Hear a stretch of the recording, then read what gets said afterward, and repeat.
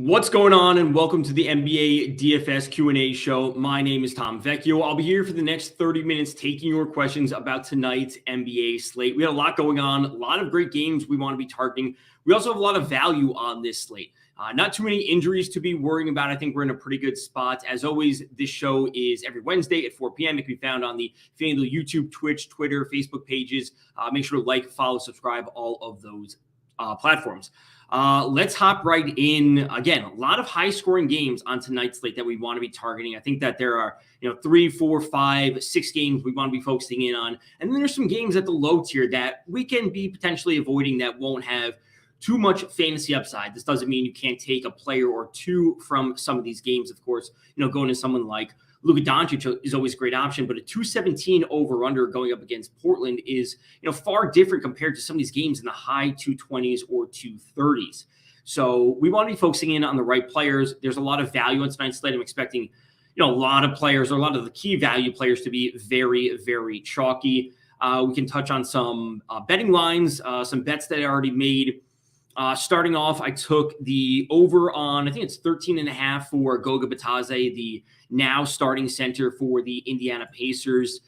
Just a solid role for him moving forward. It's 12.5. I think 12.5. I think Bismack Biyombo is the other player I took. I think his might be at 13.5 for the Suns. I like the roles that they have. I love the matchups that they both have.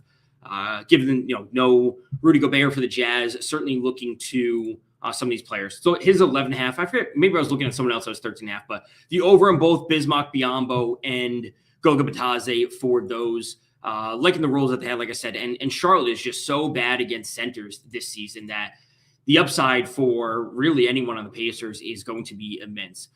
Green is here saying, first one, let's go. Let's get this bank. Yeah, absolutely. This is shaping up to be a good slate. Like I said, these games that we want to be targeting tonight, Charlotte and at Indiana, very high over-under. These two games between the Clippers and the Magic and the Knicks and the Heat, these are games I'm just essentially avoiding, when push comes to shove. If I can take a player from one game or take a player from one of these games, I'm probably leaning towards the player in the other game, maybe outside of Cole Anthony.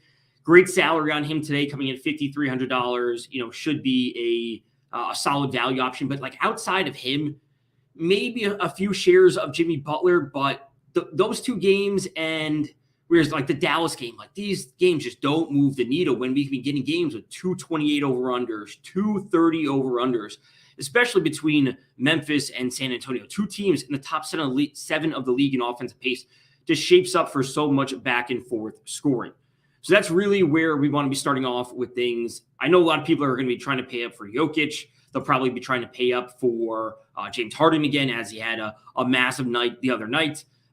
This leaves you in a spot where you're looking for value. This is a spot where, we'll see potentially some Cole Anthony. He's obviously an easy option to get in there. Again, very affordable, $5,300.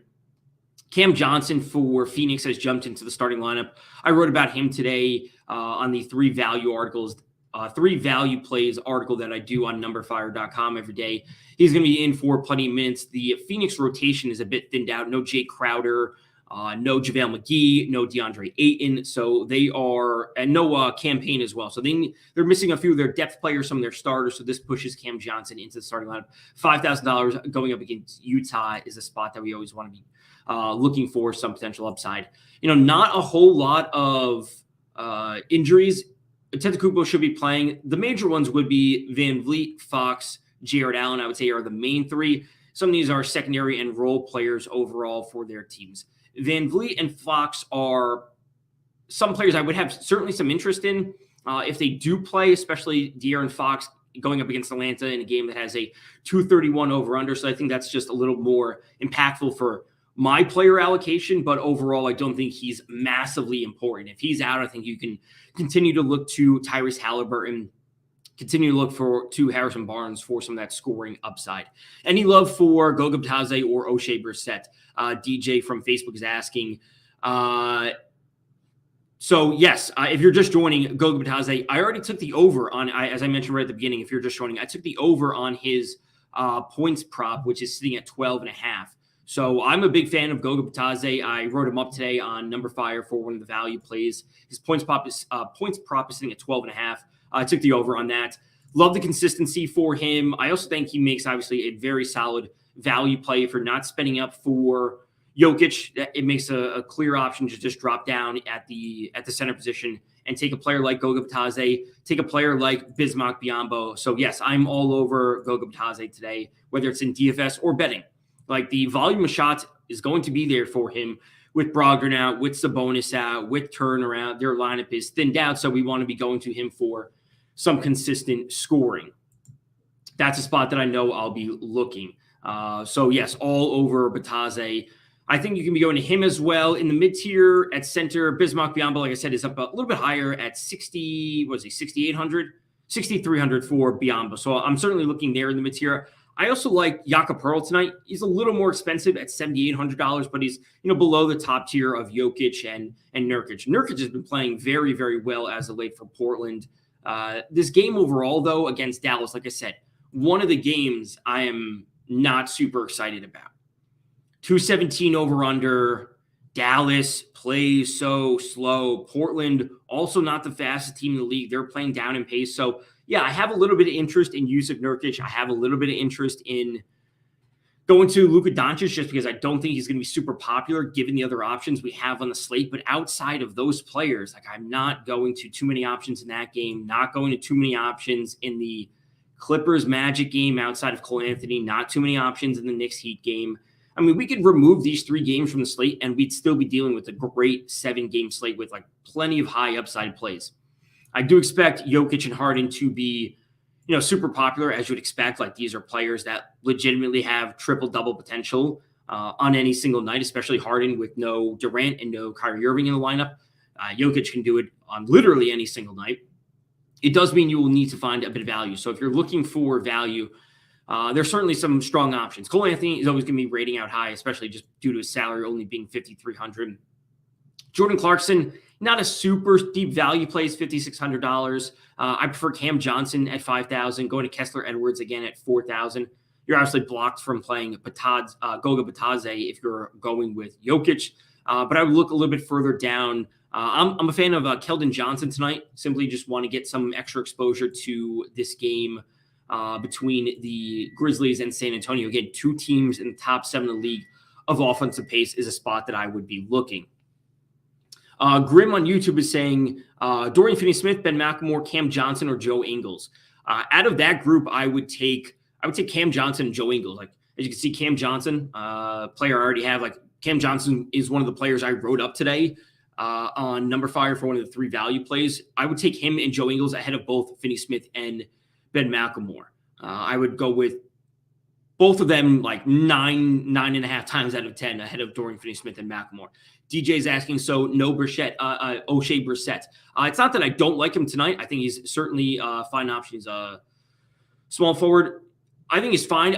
There are like a few more options I'd be targeting slightly ahead of him. So he was in my player pool in terms of the first run through I did in the optimizer. I don't think it was a super high percentage. So I will have some exposure to him. I just don't know how much yet. It does depend on, like if Scotty Barnes does play for Toronto, that might impact it because I might just shift some of the salary down to Gary Trent at small forward. And I prefer Trent over O'Shea Brissett, especially at 5,000. So I will have some exposure to him. It's just depending on how much. I also will like Gary Trent a lot, especially if we see Van Vliet and Scotty Barnes out again. We saw him take a ton of shots last night. I think he fits well into a lot of lineup builds.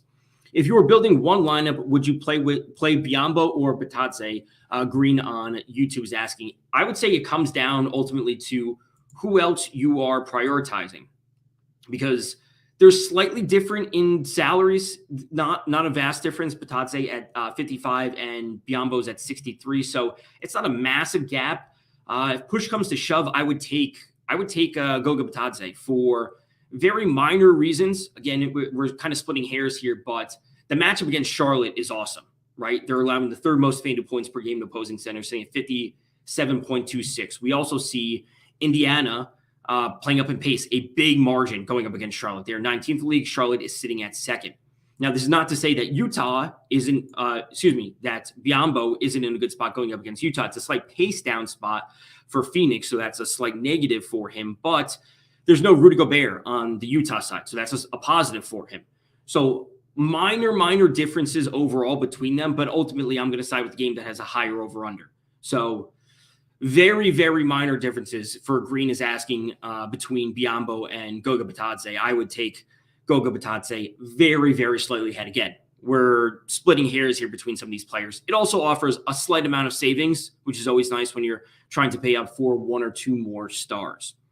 So going to him is probably my favorite option at the center position in the mid-tier, value-ish tier. And that obviously opens up a lot if you're not paying up for Jokic, which means I'm going to be prioritizing getting to Murray or Morant. One of those two options is like, this is a pretty common build that I've been seeing in some of the run-throughs in the optimizer, where I'm targeting Jokic, I'm targeting Harden, Murray, Morant as kind of my top four studs on tonight's slate. And then it's filtering a lot of this value. And wherever else you decide to go, if you want to spend down a little bit further at one of the positions, small forward, you want to get to Kessler Edwards for Brooklyn. We know he's going to be out there playing a ton of minutes. It opens up a little more salary, taking an extra $1,000, like $7,000 per player remaining at power forward to kind of do whatever you want is certainly a great option. So Jokic, Murray, Morant, Harden are definitely my top four stars on tonight's slate. And then again, a lot of value at small forward, a lot of value at the guard positions. Grim is asking, would you consider stacking McCollum and Simons on Portland tonight, or would you go to a combination of Conley and Brunson? So McCollum and Anthony Simons, like I said, this game is not a spot that I'm targeting too many players. I wouldn't mind taking one of them. I certainly wouldn't be taking both. That's just not something I'm doing with this game. As I don't know if you joined a little bit late, but as I said up at the beginning, like I have interest in Luka, I have interest in Nurkic, maybe a little bit of interest in one of Simons or McCollum, but I'm not going to be overloading options from this game. It is a 217 over-under. We have Portland playing down in pace to Dallas, and Dallas, they are what are they, top 5 or top 3 in the league in defensive efficiency since Christmas, and they were holding teams to under 40% in whatever that streak they had was like 8 or 10 games in a row. Like their defense has really, really improved. So I'm not taking probably more than one player from this game in any of my lineup. So I would lean towards Conley and Brunson. That would mitigate, and Brunson would be your one player from that game. So like I said, this game, New York at Miami and Los Angeles at Orlando, just not games I'm targeting a lot of players from. I think it's fine to go to Cole Anthony. I think it's fine if you want to go to Amir Coffey, or you want to go to Jimmy Butler, whoever it might be. Take a few shares of them. Don't be overloading too many players from this matchup. Brunson or DiVincenzo, I would take Jalen Brunson just straight up. One for one, I would take Jalen Brunson. Green is asking, can you play Murray, Morant, Harden in the same lineup? That's totally fine. You would have to find – you probably wouldn't be able to pay up for Jokic at that point. Murray, Morant, Harden. Yeah, you're obviously looking for a lot of value at that point, under 5,000 per player, but it's doable. I mean, Kessler Edwards is what? He's 4,000. If you wanted to go Bitadze at 55, like that's doable. 5,000 per player with 4 spots remaining. You're getting, Murray and Harden have very clear triple-double upside. Murray has been, I want to say, unbelievable this year. Just filling up the stat sheet every single night. I love all their usage, all their production, specifically Morant and Murray there. That game environment is phenomenal. Morant could go for 40 plus. Murray could have a triple double. Harden is always close to a triple double. Like they could all go for 60, 70 points tonight. That's like 180 points right there, 190 points combined for those three easily. So I'm totally on board with that. Like I said, those 3 plus Jokic are my top 4 studs on tonight's slate. Mixing and matching them throughout my lineups to load up on them, drop off Harden, put in Jokic, and then, just the inverse, and then add in Jokic and then remove Murray, find more value, et cetera, et cetera. So that's how I kind of, roll with things when it comes to NBA DFS. I have a tight group of stars that I like. I have a slightly larger group of value plays that I like, and then, throw them into the optimizer, control the exposures, don't overexpose myself to too many lower scoring games. Maybe I have to boost players up because I want a little more exposure to them whether it's a value play, whether it's a star play, those types of situations, because you don't want to be, putting yourself in a bad spot. You want to be controlling your player pool, keeping a tight player pool. You can't play everyone on the slate, as they say. So that's how I roll with NBA DFS. Kind of keep things pretty centered around players that have high upside, good game environments, high usage, seeing extra minutes, like all those sorts of things. Keep it pretty simple in NBA DFS.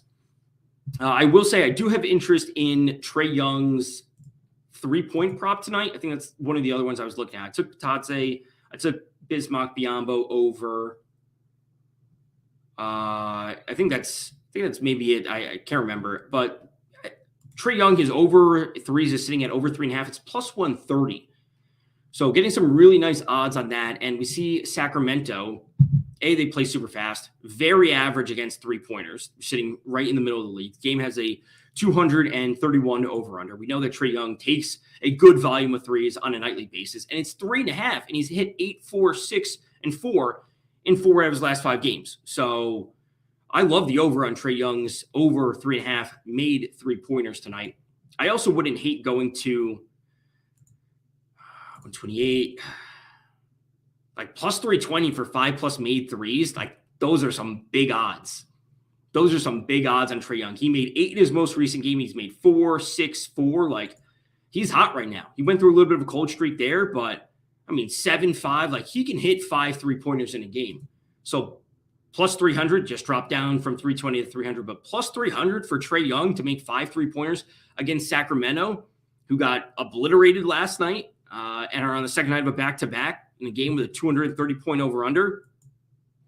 I think that might be the next spot that I'm going after Biyombo and Goga Batadze. Ryan on YouTube is asking thoughts on Terrence Mann tonight. He's a good option tonight. Certainly a good option. I did have a little bit of exposure to him in my first run through of the optimizer when I set my player pool. But again, if I'm having him, I'm going to make sure to limit the number of players, not only from his team, but from that game overall. Maybe I'll allow Mann and Cole Anthony just because they're both at great salaries, but it would be a hard cap, a maximum of 2 players from this game. So I do like Terrence Mann tonight. So it's a yes. But you don't want to be having too many shares of him overall, and you don't want to be having too many players from this game. So I wouldn't mind taking Cole Anthony, Terrence Mann. Like if you go to this game, if we just open this up so we can get Mann, 42, Cole Anthony, 8,000 per player remaining. You want to take some, Cam Johnson is 5,000. That's a whole lot of value. So yes, I'm on board with Terrence Mann. I'm on board with also Cole Anthony tonight. And that's a lot of value in your lineup. And you can pay up for Murray. You can pay up for Morant. You want to get up to a Antetokounmpo. A lot of options with about 9,000 per player remaining. Mamukelashvili or Dean Wade or Terry Taylor tonight. If Dean Wade's going to be in the starting lineup for the Cavaliers game is here. Mamukelashvili is like you think he's going to be in the rotation when the Bucks are fully healthy? I would not be rolling with Sandro Mamukelashvili tonight. Dean Wade, I'm pretty sure he should be seeing some good minutes for Cleveland. So that's a spot that I would be going. Like him jumping in the starting lineup with Lauri Markkanen out. And let's see if we have an update on Jared Allen, if he's going to be playing. Questionable. Rocco ruled out. So Jared Allen is still questionable. So, yeah, Dean Wade should be in there for, 25, 30-ish minutes for Cleveland. What about Kennard and Hartenstein in the same lineup? The question is, how much run are they going to see again? Because they're bench players. Like we saw them start the second half of last night's game. Reggie Jackson didn't start the second half of last night's game. Had an awful shooting performance last night. Not that I had the over on his 17.5 points last night or anything when he shot 1 of 9 from the field. Yeah, 1 of 9 from the field. So Reggie Jackson. Kennard and Hartenstein tonight, they're okay. I wouldn't hate going to those two in the same lineup, but I would not be taking any Magic players at that point. I would not be taking 3 players from that game overall. So 2 from the game at max, This is what Kevin on Facebook is asking. I would be fine with that, but then certainly looking to like really load up on those higher scoring games. Green is saying best 4K power forward tonight. 4K power forward. Let's look. I mean, Dean Wade is 42. That's fine. Wagner not playing a whole ton of minutes on a consistent basis. This is pretty. Precious Achiuwa, he was in the starting lineup last night because Van Vliet and Scotty Barnes were both out last night. So if Achiuwa's in there again, 19. Let's see if someone's rating out high at power forward in terms of value. So Achiuwa could be in the mix again. That's fine. Dean Wade is 4,200. He's 48. Hartenstein's rating out well. Rudy Gay, probably going to be seeing some minutes. Obviously, they're still a little bit shorthanded. Keldon Johnson's too expensive. Dean Wade again. Doug McDermott, he's okay. I would lean more towards Rudy Gay, Hartenstein, Dean Wade out of that group. And then Achiuwa if we do see Scotty Barnes and Van Vliet ruled out because he should be in for a good amount of minutes. Overall, this is, I would say, probably one of the best slates that we've had in a while. One of those slates that we are the healthiest in terms of star players. Again, a few that we need to be focusing in on. De'Aaron Fox, I think, is probably the most interesting for me going up against the Atlanta Hawks in a game that has a 231 over-under. Jared Allen would probably be next. And then the Van Vliet and Scotty Barnes news impacts the value potentially on the Toronto Raptors. So overall, it's a healthy slate, which is good to see. Overall, in a slate, I think they're going to see a lot of high-scoring games. Again, not focusing in on these two games in heavy capacities. We want to be focusing in on just a few value plays from this game, from those two games, and then maybe taking some shots on Luka or Nurkic or McCollum. It's not going to be multiple options from this game or those two games. We want to be focusing on the Kings and Hawks, Memphis and Sacramento, Denver, Brooklyn, Charlotte, and Indiana. Like, these games are all amazing when it comes to fantasy production. Charlotte plays so fast. They don't play defense. Memphis and San Antonio, 6 and 7 in the league when it comes to offensive pace. They both play fast. San Antonio does not play defense. For that 4K question, what about PJ Tucker? I mean, that's a little bit of a stretch for me, I'll be honest. So PJ Tucker is just generally a player I don't go to too often. And we have to factor in the game just does not have a great game environment going up against the Knicks. A 203 over under. I think we can find better options overall. Gabe Vincent. I would have more interest in Gabe Vincent than I do PJ Tucker in this game overall, just because it's going to be a higher usage rate for Gabe Vincent. Simply on YouTube is asking. So I would go to Gabe Vincent over PJ Tucker. If you have the perfect lineup and PJ Tucker is the player that fits in there, like, you shouldn't just massively change your whole lineup. Like, ultimately, like, he's fine, but like PJ Tucker and Tony Snell and like some of these other like really like secondary, tertiary options on teams are not players that I go to too often, just because they're not high usage players. They're not going to be seeing, a massive upside. Like Gary Harris, Justice Winslow, like some of these players I just don't go to too often because they just don't have high upside. Like, and they're not even a ball handler. They're not a primary shooter on their team. Like that kind of stuff is like, you're hoping PJ Tucker hits down, 2, maybe 3 threes. So that's it. You got one more question? Yeah, drop it in. That's fine. Yeah, PJ Tucker's a little bit of a stretch for me on tonight's slate, I'll be honest. I would certainly lean towards Dean Wade, or who else was at power forward? Like I said, Hartenstein's fine if you're there. Rudy Gay, it might end up being my favorite option at 4,100, or it's going to be Precious Achiuwa at 3,800, whatever he is. Yeah, 3,700, depending if he's in the starting lineup again. So power forward, you should certainly be looking for value at small forward and power forward tonight. Looking to spend up at center for Jokic, looking to spend up Murray, Morant, Harden tonight. Luke Kennard or Keldon Johnson. So I like Keldon Johnson tonight. I actually wrote him up already today on Number Fire for the 3 value plays. Value plays was Keldon Johnson, Goga Bitadze, and Cam Johnson. So I'm big on Keldon Johnson. Like, personally, I like his game just in terms of like real life basketball. fills up the stat sheet, can get it done. Always adds in, some steals and blocks every now and then, but on a point per minute basis, he's always efficient. He's going to be out there for plenty of minutes. He has the trust of Greg Popovich, which is always important. It's a high scoring game. Totally on board Keldon Johnson at $5,300. So he's a player I know I'm going to be targeting. I already wrote him up today. He will be in my player allocation.